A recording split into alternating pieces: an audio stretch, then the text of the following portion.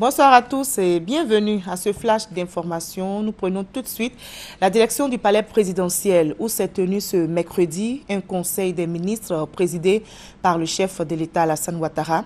C'est le premier conseil des ministres de l'année. Le président de la République a félicité le gouvernement pour le travail abattu et lui a renouvelé sa confiance.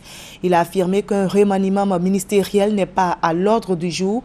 Le chef de l'État a par ailleurs annoncé la tenue d'une rencontre sur la question de l'emploi des jeunes le 16 janvier prochain.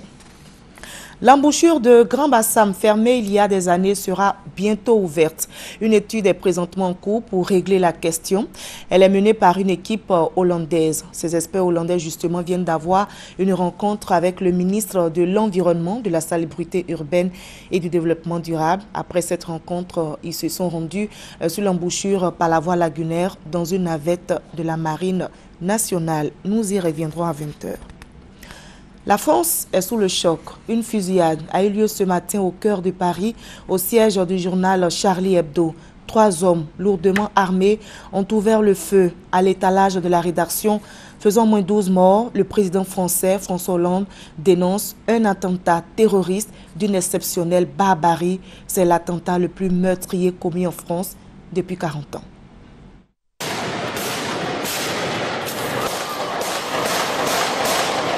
Tout commence à 11h30 ce mercredi à Paris. Des hommes cagoulés font irruption dans l'immeuble. Armés de kalachnikov, de gilets pare-balles, pendant 10 minutes, ils tirent des coups de feu.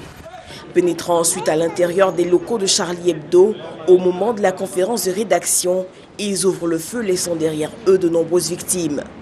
Parmi les morts, le directeur de la publication, Grande Signature, Charb, et 3 autres dessinateurs, Kabou, Tinius, Wolinski. Les 2 hommes se revendiquent d'Al-Qaïda et quittent les lieux en tirant à bout portant sur un policier.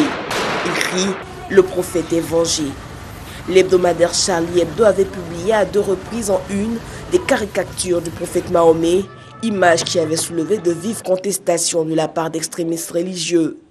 Le président François Hollande, qui a réagi en cours de journée, a assuré qu'il s'agissait sans nul doute d'un attentat terroriste. À sa suite, le ministre de l'Intérieur, Bernard Cazeneuve, a indiqué que tout serait mis en œuvre pour neutraliser le plus rapidement possible les 3 criminels. Tariq Ramadan, lui aussi, a réagi sur sa page Facebook. Il a déploré ce acte qui ôte des vies humaines. Contrairement à ce qu'ont apparemment dit les assassins criminels dans l'attentat des bureaux de Charlie Hebdo, ce n'est pas le prophète sallallahu alayhi wa sallam qui a été vengé.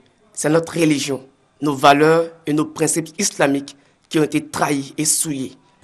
Rappelons que le 2 novembre 2011, les locaux du journal satirique ont été détruits en partie par un incendie.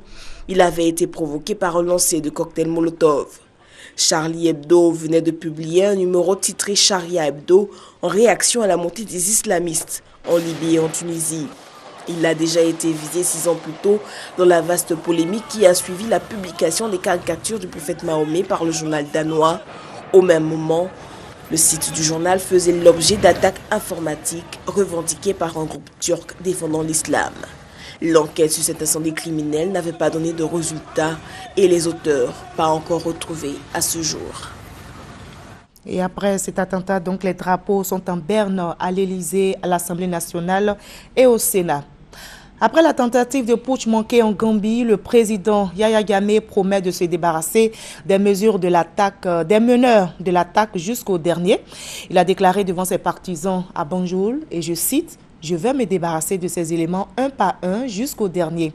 Rappelons que le 30 décembre 2014, des hommes armés ont attaqué le palais présidentiel à Banjul. Plusieurs assaillants ont été tués. La tentative de putsch a eu lieu en l'absence du président Yahya Jammeh en voyage à l'étranger. Le secrétaire général de l'ONU, Ban Ki-moon, a accepté la demande des Palestiniens d'adhérer à la Cour pénale internationale. La CPI pourra donc enquêter à partir du 1er avril prochain sur les allégations de crimes commis dans les territoires palestiniens.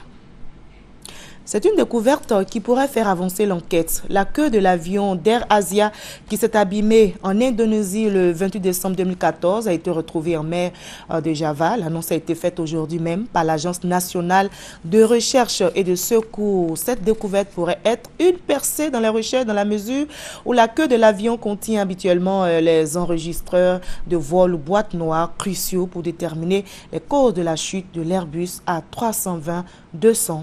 Avec 162 personnes à son bord. Voilà, pour terminer, nous sommes mercredi aujourd'hui et vous savez, nous avons notre dossier EcoPlus. Nous parlerons du e-commerce, notamment des enjeux et opportunités pour la Côte d'Ivoire. On se retrouve à 20h pour la grande édition.